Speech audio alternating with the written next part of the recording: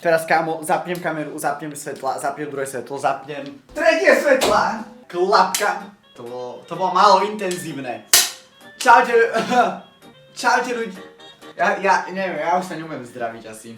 Dneska tu máme ďalší diel z vašej proste veľmi vyhrotenej sérii, ktorú máte strašne moc radi a ňou je Píšeme so piesni prank. Keďže po minulom dieli, kde som použil asi jednu vetu z pesničky Markusa a Martinusa, si tam všetci naspamovali do komentára, že Piško, ty počúvaš Markusa Martinusa, daj diel, kde použiješ viac Markusa a Martinusa. Markus a Martinus, neviem, ty ich počúvaš. No a tak mi napadlo, že čo tak spraviť jeden špeciálny diel, kde budem písať len pesničkami od nich. Priznám sa, nikdy predtým som ich nepočúval, nie že by som ich teraz nejak počúval, ale pár pesničiek už mám popočúvaných, keďže som vyberal z nich texty. Samozrejme, ak si ďalší diel, šľaj tam ten like, moje sociálne popisy. Moje sociálne siete máš v popise, hlavne Instagram, tam akože to dosť hrotím, tam máš storky, občas tam dávam aj dosť dobré streamy, akože však čo si budeme klamať, sú proste dobré. Takže určite sleduj ma na Instagrame. No, začali sme hneď takto z hurta a to správou, že ahoj.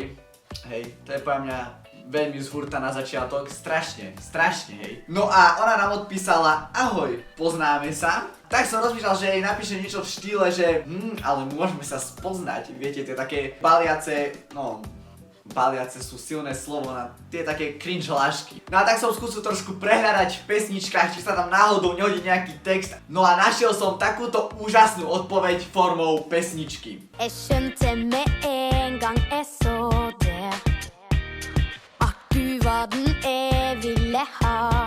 Kedy sme sa my dvaja stretli?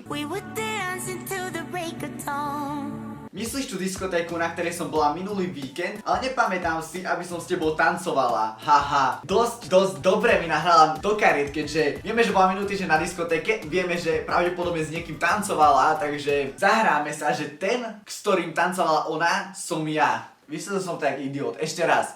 Idem ju skúsiť presvedčiť, že ten chlapec, s ktorým tancovala na diskotéke, som bol vlastne ja a že teraz jej píšem. Ak ju presvedčím, tak my máme vyhraté proste.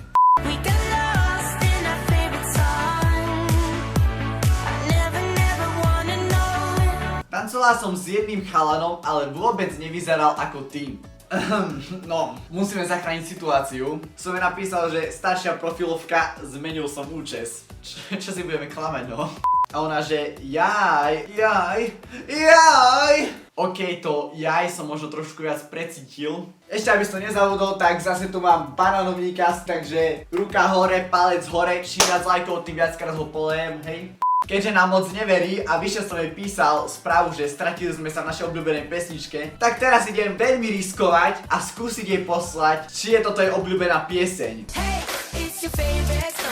Teda dúfam, že bude obľúbená pieseň. Poslal som jej Dolej mi tam. Starší fanúšici pamätajú, proste legendárna pieseň. Nie je. Feels bad man, no. Mám taký pocit, že asi nám už neuverí, že sme s ňou vôbec niekedy tancovali na diskotéke. Ale ako sa vraví,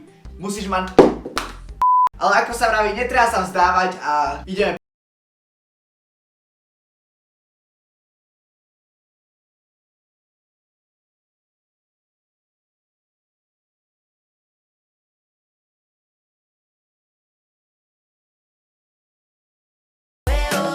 Neviem, ale ak chceš, môžeme sa spoznať. Vidíte, ten začervenaný smajlík. Sme na dobrej ceste, aspoň trošku ju presvedčiť, že sme nejaký ten týpek, ktorý ju videl na diskotéke a chce s ňou ísť von, takže ona sa chce tiež spoznať, tak poďme ju pozvať von.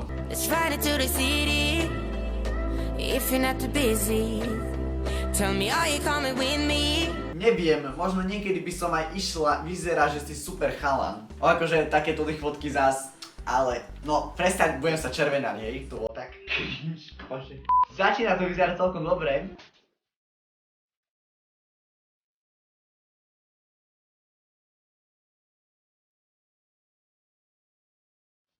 Akože keď to teraz takto čítam po sebe, tak mi to príde dosť zúfale, no. Na diskotéke si mi prišiel väčší frajer, teraz mi príde skôr ako zúfalý. Čo som to rád, že tá správa je dosť zúfala.